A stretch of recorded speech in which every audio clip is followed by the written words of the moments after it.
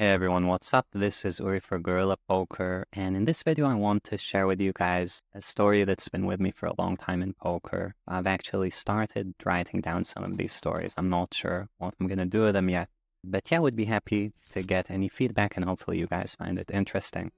This story is about when I was a beginning poker player and I'd go to a friend's house to play live poker. The game was kind of soft and fishy, but some of the guys there were very good, and one guy in particular named Elon was significantly better than everyone else and also significantly better than I was. Now, he'd get into a lot of pots, but he had a very, very good grasp of where he was. He'd hero call me when I bluffed with busted draws, he'd get away when I had good hands. He'd value bet extremely thin and extremely accurate against me in somehow sizes that I kept on calling. A lot of these long live sessions I'd end up close to even, with most of the money I'd lost going to Elon, whereas I did fairly well against the rest of the table. Now, this chapter is titled How to Beat the Best Player at the Table. And what happened to me was I realized what was going on. I realized, there's only so many times you can win a lot and lose it to Elon until you realize you have a problem. And I came up with a somewhat simple solution, which you can describe as avoid Elon. Now, easier said than done, right? He was extremely aggressive, extremely loose, probably one of the loosest players at the table. So what did I do? Basically, I let go of marginal hands versus him as soon as I could. I didn't try to bluff him. I didn't try to bluff catch versus him on any street. I played tighter pre-flop when he was in a pot and tighter post-flop when he was betting, despite him being a loose, aggressive player. So this is kind of the opposite of what your intuition might say. It's something to swallow for your ego. But this guy was so clearly better than me, it was not a fair fight. Now, my strategy worked brilliantly. I suddenly started winning a lot. And I even won against Elon, at least in all the big pots we played. Of course, I folded all the small ones, because he had no clue what I was doing. And I just always had the goods, whereas he kind of assumed I was playing a range. And maybe I was playing similar to how I played against everyone else, whereas when he was in the pot and I was putting in money, it was just the nuts, basically. Like we said, he's an aggressive player, so he's not letting go of stuff easy. Now, I want to zoom out and explain the point of this story and a few perspectives that stem from it. First, it's often said in poker that you should play wider ranges versus weaker players where you have a skill advantage. But rarely will you hear someone say the opposite, that you should play tighter ranges where you have a skill disadvantage. And logically speaking, this is obviously the case, almost as clear as 1 + 1 = 2. Now, the guy who had an edge on me was both sharper strategically, and also he just had physical reads on me as we're playing. I actually remember a hand where I 3-bet him with, I think actually 5 deuce was his favorite hand, and I decided to 3-bet him with 5 deuce. For some reason, I hadn't figured out the strat of beating him by avoiding him yet. And he flatted pre, flop came like 8-5 deuce, I c-bet, and he folded, and he told me out loud, he told me, I felt like you were weak pre-flop, but something changed on the flop. And I was just shocked, like he had a very good read on me.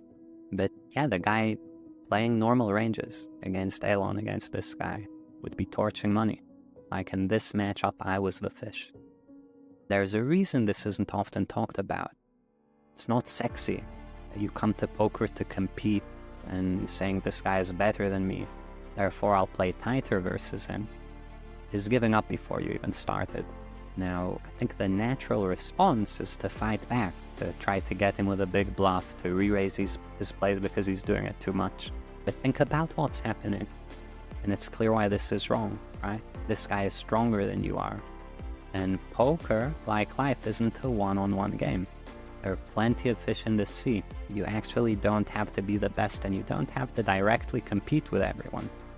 Actually do a lot better in poker and in life if you can see that you're probably not the best and act within the confines of the reality of your skill.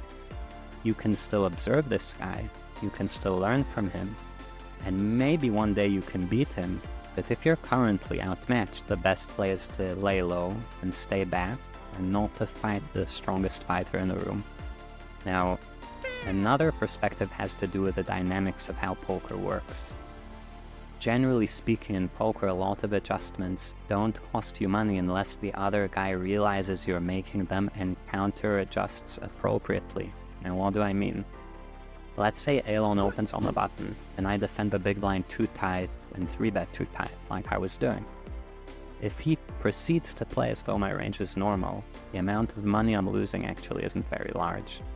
He'll give the money back by betting too much and calling too much versus my super strong ranges. In poker pre-flop, generally speaking, your strong hands make a lot of money, your medium hands make just a small amount of money, and your weak hands are barely holding their breath, just above the water. But by virtue of having those weak hands in there, the strong hands get paid off more. So taking the weak hands out doesn't cost you very much in and of itself as long as nobody realizes you're doing it. And in a multiplayer game like poker, where you do this only against one specific opponent, it's virtually impossible to realize that. Now, me and LLon were friends, and down the line we moved in together with 2 other poker buddies to form what's known as a grindhouse, where we studied poker together and even shared a bankroll. I learned a lot about poker from LLon, and down the line as I played and learned more, and he moved on to other things, my technical skill far surpassed where his had been. But in terms of live reads and timing tells, I don't think I have the raw talent to ever get to where he was. Now, he ended up quitting poker for a PhD in philosophy after running, I think, over 100k under EV over the course of a year and getting most of his bankroll confiscated in the Full Tilt Poker Black Friday fiasco, which was, I realized, a long time ago. Some of you guys might not know about that. Now, that's something that hurt me a lot too, and caused my game to enter something that I call the spiral of death, which is a story for another time. Hope you guys enjoyed this story. Please let me know what you think. I know this is not my usual content. And yeah, like always, like and subscribe to the channel, and I'll see you guys next time.